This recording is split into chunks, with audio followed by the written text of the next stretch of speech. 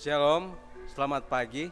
Kita akan mendengarkan renungan singkat pada pagi ini dengan judul 4 orang dalam perapian. Mari kita tunduk kepala dan kita berdoa. Bapa di sorga, urapi hamba-Mu dengan kuasa Roh Kudus-Mu, supaya boleh menyampaikan firman Tuhan pada pagi ini. Ampun dosa kami, dalam nama Yesus Juru Selamat kami. Amin. Saudaraku yang kasih, ayat renungan kita terdapat dalam Daniel pasal 3 ayat 17. Firman Tuhan demikian: Jika Allah kami yang kami punya sanggup melepaskan kami, maka Ia akan melepaskan kami dari perapian yang menyala-nyala itu, dan dari dalam tangan-Mu, ya Raja.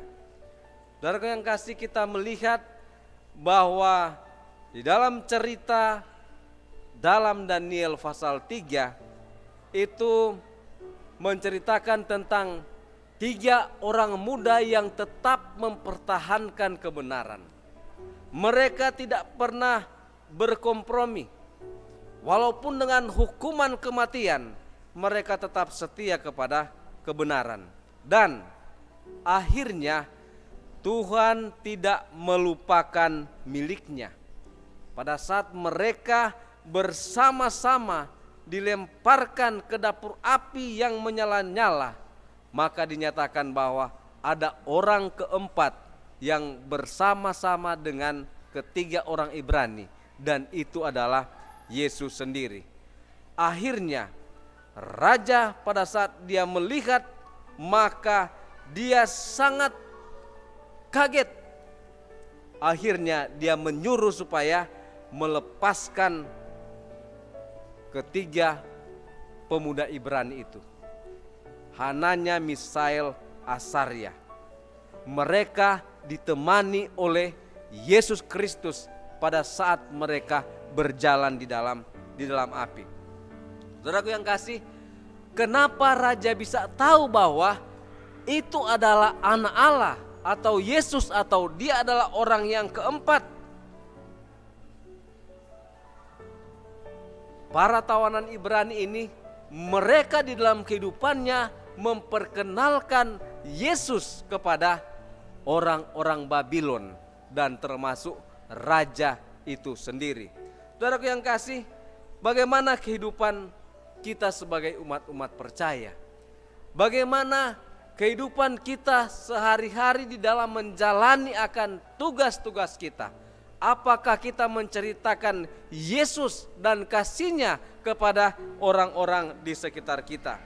Saudaraku yang kasih, kalaupun kita akan mendapatkan kesukaran sama seperti yang dialami oleh tiga orang Ibrani ini, maka kita percaya bahwa Tuhan yang bersama-sama dengan ketiga pemuda Ibrani ini akan bersama-sama dengan kita di masa kesusahan. Dan kita tahu, kita mempelajari satu nubuatan bahwa akan ada masa kesukaran di hadapan kita. Dan pada saat ini sementara kita hidup, maka kita harus memiliki hubungan pribadi dengan Tuhan.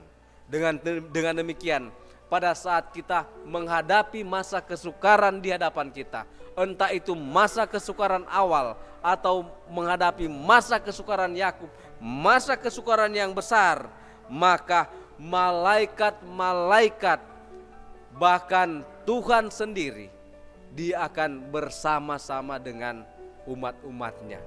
Bersama dengan Tuhan, hadiratnya bersama-sama dengan kita. Pada saat Roh Kudus bersama-sama dengan kita, maka api pun tidak akan berkuasa untuk menghanguskan kita. Saudara yang kasih, terkadang dalam kehidupan kita mungkin bukan api secara betulan yang akan kita terima. Mungkin ada penderitaan, ada kesukaran, tetapi kita selalu percaya bahwa di dalam kita menghadapi kesukaran, maka Tuhan ada bersama-sama dengan kita. Itu karena namanya adalah Immanuel. Selamat menjalankan aktivitas dan kiranya Tuhan memberkati.